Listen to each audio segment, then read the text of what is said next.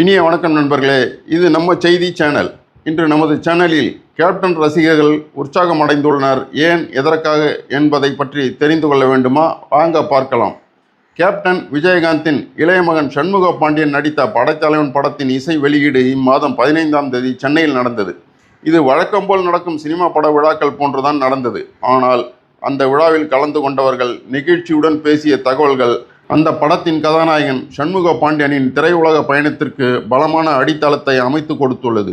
விழாவில் பேசிய விஜயகாந்தின் மனைவி பிரேமலதா, மகன்கள் விஜயபிரபாகரன், சண்முக பாண்டியன், இயக்குநர்கள் கஸ்தூரி ராஜா, ஏஆர் முருகதாஸ், சசிகுமார், பொன்ராஜ், தயாரிப்பாளர் எல்கே சுதீஷ், டி சிவா என அனைவரும் தங்களுக்கு விஜயகாந்துடன் கிடைத்த மறக்க முடியாத நினைவுகளை நெகிழ்ச்சியுடன் பகிர்ந்து கொண்டனர்.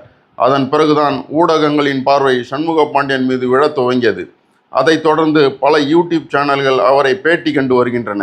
அவர் தனது அப்பாவின் உடல்நலம் பாதிப்பு, அவரது மறைவு, தனது திரைப்பயணம் பற்றி மனம் திறந்து பேசி வருகிறார். அதனால் கடந்த காலங்களில் ஏற்பட்ட மனச்சுமை குறைந்து இனி சினிமாவில் வெற்றி மட்டுமே இலக்கு என்று கடுமையாக உழைத்து கேப்டனின் கனவை மெய்ப்படச் செய்வேன் என தெளிவு பெற்றுள்ளார். இந்த நிலையில் அவரது வளர்ச்சிக்கும் வெற்றிக்கும் உதவ விஜயகாந்த் ரசிகர்கள் மற்றும் தேமுதிகவினர் அனைவரும் உற்சாகமாக தயாராகி படைத்தலைவன் பட வெளியீட்டை ஆவலுடன் எதிர்பார்த்துள்ளனர்.